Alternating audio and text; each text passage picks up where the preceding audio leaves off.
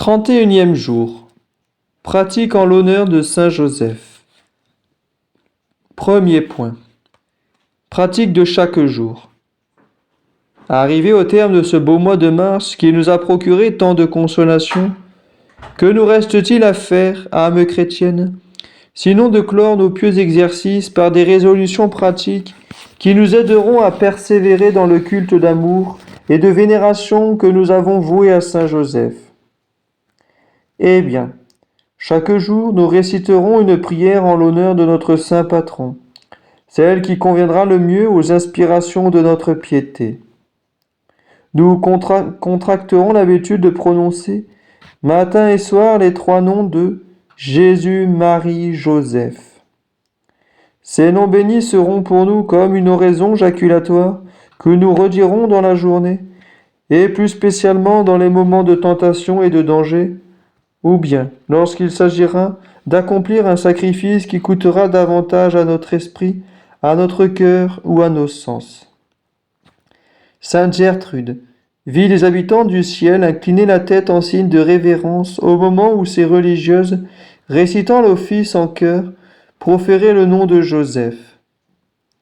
Représentons-nous notre ange gardien, s'inclinant aussi de respect et d'amour chaque fois que nous prononçons dévotement ce nom béni. Deuxième point. Pratique de chaque semaine. Choisissons, avec la foule des chrétiens dévoués au culte de Saint Joseph, le mercredi de chaque semaine pour rendre à ce grand saint un spécial hommage. Le vendredi appartient au Sacré-Cœur, le samedi à la Très Sainte Vierge, mais le mercredi est consacré à Saint Joseph. Entendons la messe ce jour-là en son honneur et faisons la communion spirituelle si nous n'avons pas le bonheur de communier réellement. Notre Seigneur fit connaître à une sainte la satisfaction que lui donnent ces communions spirituelles en lui montrant deux vases précieux, l'un d'or, l'autre d'argent, et lui disant que dans le vase d'or il conservait ses communions sacramentelles et dans celui d'argent ses communions spirituelles. Faisons aussi chaque mercredi quelques actes de mortification intérieure ou extérieure, quelques aumônes ou toute autre bonne œuvre en l'honneur de Saint Joseph. Troisième point. Pratique de chaque année. Nous serons fidèles tous les ans à l'excellente pratique de la célébration du mois de Saint Joseph. Que de consolation il procure, que de grâce il apporte, ce mois béni. Ces pieux exercices nous aideront à bien sanctifier le carême, à remplir le devoir pascal, et nous préparerons au beau mois de Marie. Nous prendrons quelques jours durant ce mois pour nous recueillir davantage et faire une petite retraite. Nous nous ferons un pieux devoir de nous préparer par une neuvaine à la belle fête de Saint Joseph, et nous nous rendrons dignes de communier en son honneur. Si Dieu nous inspire la pensée et nous en fournit les moyens, nous ferons ce même jour 3 petites aumônes, à un vieillard, à une femme et à un enfant, en l'honneur des 3 membres de la Sainte Famille. Telles sont, âmes chrétiennes, les résolutions que nous prenons ensemble au pied de l'autel de Saint Joseph en terminant nos saints exercices. Puissions-nous les garder avec courage et persévérance. Elles seront pour notre bien-aimé Père et protecteur le gage de notre amour et de notre dévouement, et pour nous la source d'abondantes bénédictions. Déposons-les respectueusement entre ses mains, et prions-le de nous obtenir la grâce d'y être fidèles. Exemple. Une petite paroisse du diocèse de Lyon se rappelle encore avec bonheur les exemples d'édification qu'elle a admirés pendant de longues années, dans la personne d'un vertueux vieillard, mort en 1859 à l'âge de 86 ans. Ce bon chrétien avait toujours eu une grande dévotion à Saint Joseph. Il s'adressait tous les jours à lui pour obtenir la grâce d'une sainte mort. Il récitait à cette fin de ferventes prières en son honneur, matin et soir. Tous les mercredis, il jeûnait et faisait une aumône.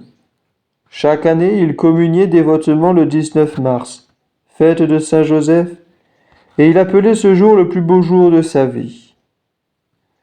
Admirable effet de la prière et de la persévérance. La grâce d'une bonne mort, demandée plus de 50 ans, pouvait-elle être refusée? Elle fut accordée et d'une manière bien frappante. Le 15 mars 1859, notre bon vieillard tomba malade. Il demande et reçoit le sacrement avec tant de foi et de ferveur qu'il édifie tous ceux qui assistaient à la cérémonie. Le 19 mars, il fait célébrer une messe en l'honneur de Saint Joseph et demande qu'on récite près de son lit les prières des agonisants.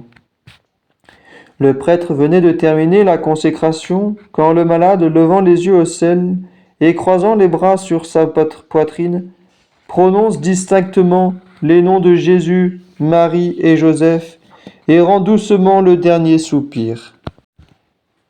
Son âme quitte sa dépouille mortelle au moment où le prêtre allait demander à Dieu, pour elle et pour les âmes des fidèles qui nous ont précédés, le lieu du rafraîchissement, de la lumière et de la paix.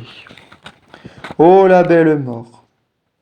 Mais n'oublions pas quelle est la récompense de 50 ans de prière et de persévérance dans la dévotion à Saint Joseph. Préservons aussi, ne nous lassons jamais d'aimer, d'honorer et d'invoquer le virginal époux de Marie, et nous obtiendrons sûrement la couronne, car il est écrit que celui qui persévérera sera sauvé. Consécration à Saint Joseph. Glorieux Saint Joseph, digne entre tous les saints d'être vénéré, aimé, invoqué à cause de l'excellence de vos vertus, de l'éminence de votre gloire, de la puissance de votre intercession, je viens me jeter à vos pieds une dernière fois en terminant ces pieux exercices, pour me consacrer à vous entièrement et pour toujours. En présence de l'adorable Trinité, de Jésus votre Fils adoptif, de Marie, votre chaste épouse et ma tendre mère, je vous consacre mon esprit, mon cœur, mes pensées, mes sentiments, mes sens, mes actions, tout ce qui est en moi et ma vie entière. Je vous consacre ma famille, mes parents vivants et défunts, mes bienfaiteurs et mes amis, les justes et les pécheurs, les pauvres et les affligés, les malades et les agonisants. Je promets fermement, ô mon bien-aimé Père, de ne jamais vous oublier, de vous honorer tous les jours de ma vie et de faire tout ce qui dépendra de moi pour propager votre dévotion. Daignez, je vous en conjure, mon puissant protecteur, me recevoir au nombre de vos plus dévoués serviteurs. Assistez-moi tous les jours de ma vie. Ne m'abandonnez pas à l'heure de ma mort, et obtenez que je règne un jour avec vous dans la gloire et le bonheur du ciel, ainsi soit-il.